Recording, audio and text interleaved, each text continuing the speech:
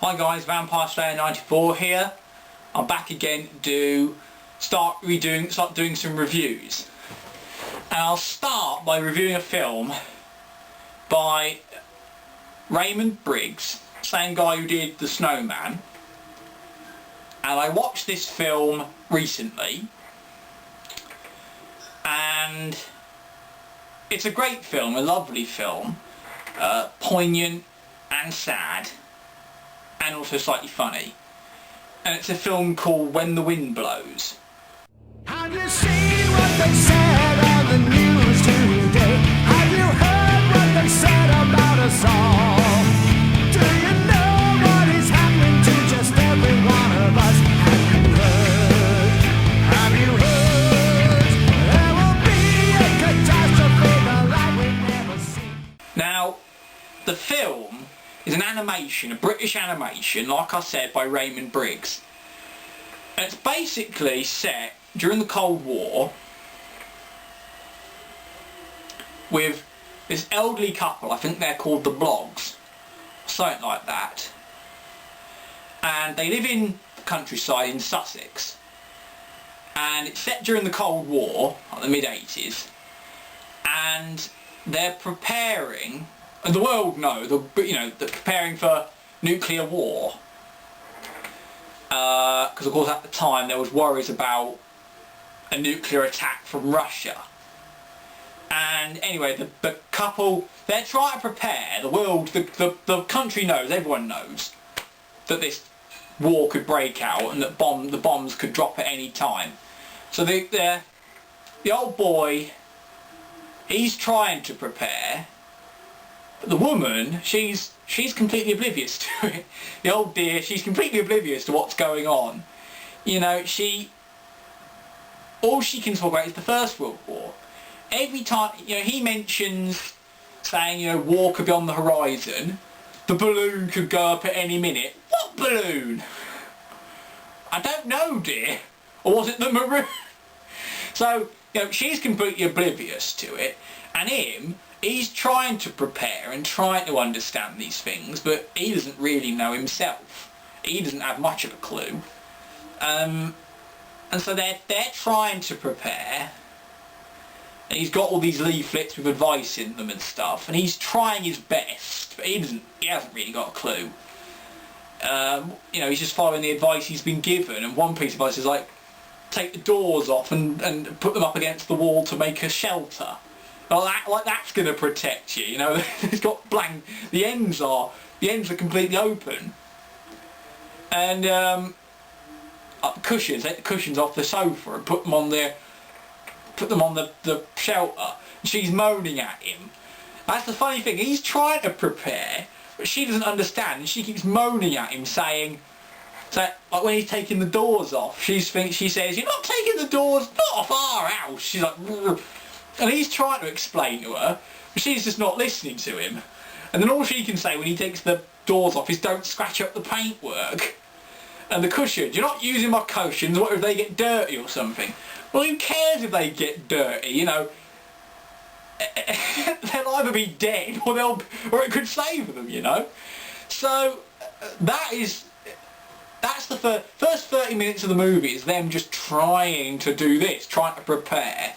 Because they hear this thing on the radio saying that the situation is deteriorating quite rapidly, and that war could break out within the next 3 days. So the old boy is rushing around in those 3 days trying to get all the stuff sorted out in the booklets and the leaflets he's got with him, and following the advice as best he can. And then about 30 minutes into the movie, switch on the radio, the broadcast, there's like an emergency bulletin comes through saying, "Oh, a missile's been launched from Russia. It could be here in the next 3 minutes. The missile will be here in the next 3 minutes." So he's like, "Bloody hell, dear, we've got to get in the shelter." And of all the moments, she goes, "Oh, I better take that, I better get the washing in." And he's like, he was saying, "Get back in, you stupid bitch, we need to get in the shelter." "Don't you talk to me like that. Come on, we got to get in the shelter." And he physically has to grab her and throw her in. "But I've got to have the cake in the oven. The cake will They get in the shelter, just in time, the bomb goes off. You see the flash and the destruction. Not obviously the big, huge amount of destruction, but just enough. And then both of them end up surviving it. And then they've got to stay in the shelter for 2 weeks. And he has to physically stop her from getting out, because she wanted to get out like 5 minutes after the bomb had gone off, to start clearing up. And he keeps saying to her, we've got to stay in here for 2 weeks. Why? The bomb's already gone off. And he's trying to, but he doesn't really know why they have to stay in themselves. But all he knows is that he's read the advice, and so that's what he's going to do. So they stay in there, but after 2 days he forgets. And so they come out, and they start trying to live their lives as normal. Like, the first thing you want to do is put the kettle on. It's like, oh, there's no water. Oh, they're trying to conserve water. And then all this stuff, oh, the electricity. Oh, yeah, a huge thing on national reserves, that. Oh, yeah. Oh, we're trying to reserve, you know. He doesn't realise that the blast has just completely stopped all that, hasn't, you know. And that's one thing that's sad. They come out and expect everything to have returned to normal. You know, they expect the government to have put measures in place, that the government was prepared, and that everything was going to return to normal. But they're not understanding, you know, and that is one thing that is sad. I mean, for all they know, they could have been the only people in that whole area that survived. You know, there's one bit where they get outside and said, oh, the milkman's late. Oh, he's probably can't get to us. Oh, he's probably so-and-so. They don't realise that there is no government. There is no government left. There's nobody coming for them, you know, and that's really sad. Their faith in the government never falters. Despite the fact all this horrible stuff has happened, you know, they try and go on like normal. But of course it's not, and that is sad.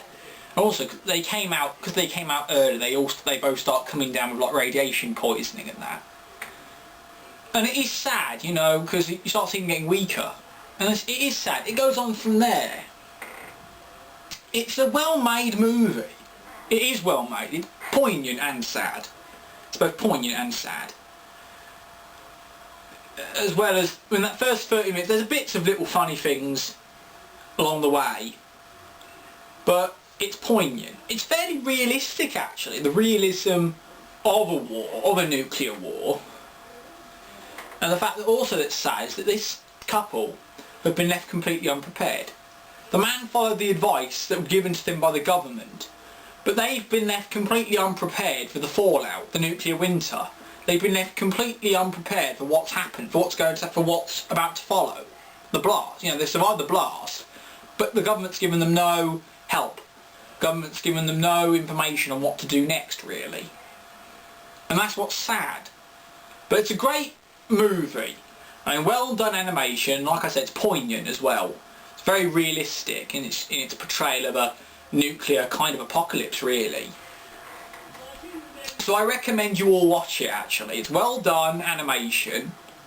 I don't know if anyone else noticed this, but to me it looked like the house was a model. At parts it looked like a model. And then some of the stuff was laid, and then the animation of them was laid over the top.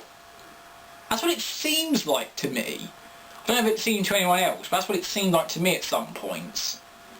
And also, you know, their love for each other never falters as well. You know, they stick together. Even though there's all this horrible stuff happening, their love for each other goes on, and they stick together. And it's a lovely movie. It's lovely, sad, but poignant as well. So I recommend you all watch it. It's incredibly well done. I wouldn't recommend showing it to young kids, of course, because of the subject matter.